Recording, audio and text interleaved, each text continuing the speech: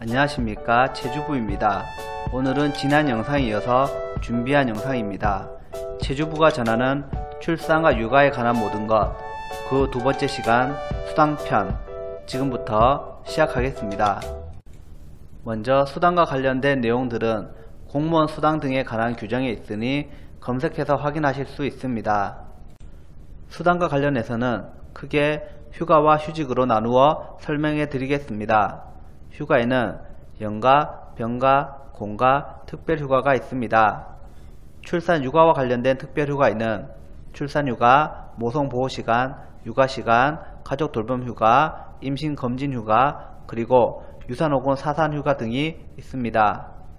휴가에 관한 수당 지급 규정은 연가, 병가, 공가, 특별휴가 모두 동일합니다. 그중 특별휴가를 기준으로 설명해 드리겠습니다. 휴직은 사유에 따라 기간 및 수당이 다릅니다. 따라서 이 영상에서는 육아휴직 수당에 대해서만 설명해 드리겠습니다. 그럼 휴가에 관한 수당 지급 규정부터 설명해 드리겠습니다. 규정의 일부를 가져왔는데 빨간 줄을 보시면 연가, 병가, 공가, 특별휴가는 이 영에서 정한 수당을 지급한다고 되어 있습니다. 따라서 특별휴가를 사용한 교사는 일단 기본적으로 본봉이 지급되며 위 규정에 의해 각종 수당인 정근수당, 정근수당 가산금, 정액급식비, 교직수당, 가족수당, 교원연구비, 명절휴가비, 성과상여금, 시간의 근무수당을 모두 지급받습니다. 그러나 출산휴가의 경우 기간이 90일까지로 1개월 이상이기 때문에 기간제 교사나 본교의 다른 교사가 그 자리를 대신하게 됩니다. 따라서 담임교사일 경우 수당을 받지 못합니다. 부장교사일 경우도 수당을 받지 못합니다. 하지만 휴가 전후 근무한 일수만큼은 일할 계산하여 받을 수 있습니다. 마찬가지로 시간의 근무수당 중 매달 받는 정액분의 경우도 실제 근무하지 않았기 때문에 받지 못하며 휴가 전후 근무한 일수만큼은 계산하여 받을 수 있습니다. 이제 육아휴직 수당에 대해 설명해 드리겠습니다. 30일 이상 휴직한 공무원의 경우 휴직 기간에 따라 육아휴직 수당을 지급받게 됩니다. 육아휴직 시작일로부터 3개월까지는 월 봉급액의 80%에 해당하는 금액을 지급합니다. 이때 최대 150만원에서 최소 70만원을 지급하는데 신규 교사 월 봉급액의 80%가 150만원이 넘기 때문에 모든 교사가 150만원을 받는다고 보시면 됩니다. 육아휴직 4개월째부터 12개월까지는 월 봉급액의 50%에 해당하는 금액을 지급합니다.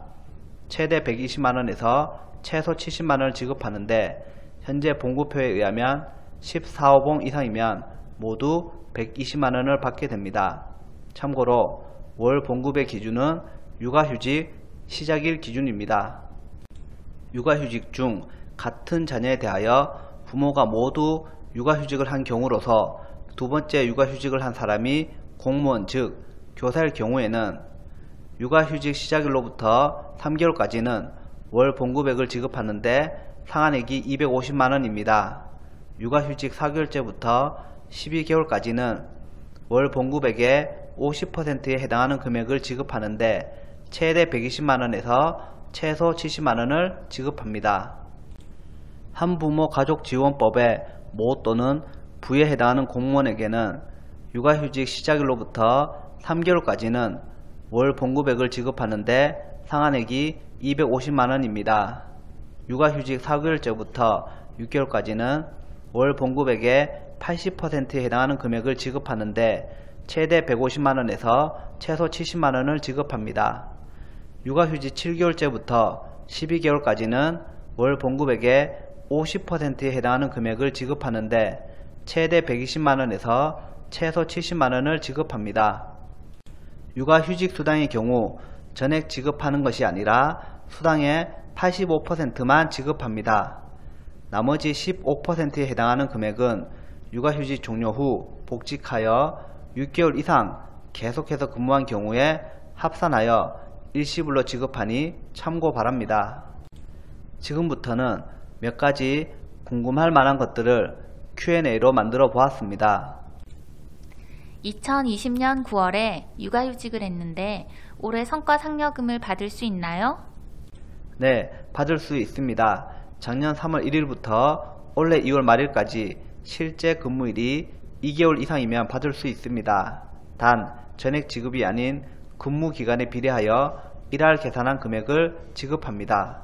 실 근무 기간 계산 시에는 휴가, 휴직 등으로 실제로 근무하지 않은 기간을 제외하며 또한 8시간 미만의 휴가는 1일로 계산하지 않지만 합산해서 8시간이 초과할 경우 매 8시간을 1일로 계산하여 제외합니다. 작년 12월에 출산휴가 중이었는데 담임수당이 들어왔습니다. 다시 반납해야 하나요? 출산휴가 중이더라도 이미 근무한 일수만큼의 수당은 지급됩니다. 만약 담임으로 하루도 근무하지 않았는데 수당이 들어온 것은 잘못 지급된 것으로 반납해야 합니다. 명절 휴가비는 명절 당일까지 근무해야 지급받을 수 있나요? 네, 그렇습니다. 9월 21일이 추석이면 9월 21일에 재직 중이어야 합니다.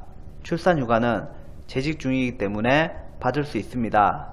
하지만 9월 21일이 육아휴직 중이라면 받을 수 없습니다. 가끔 오지급되는 경우가 있는데 반납 처리해야 합니다. 지금까지 교사의 입장에서 출산과 육아에 관한 모든 것, 두 번째로 수당에 관한 것을 알아보았습니다.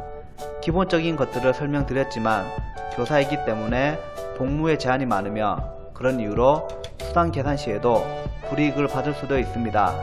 또한 행정적인 착오로 잘못 지급되는 경우도 있습니다. 복무와 수당에 대해 정리하면서 저는 생각보다 까다롭다고 느꼈습니다.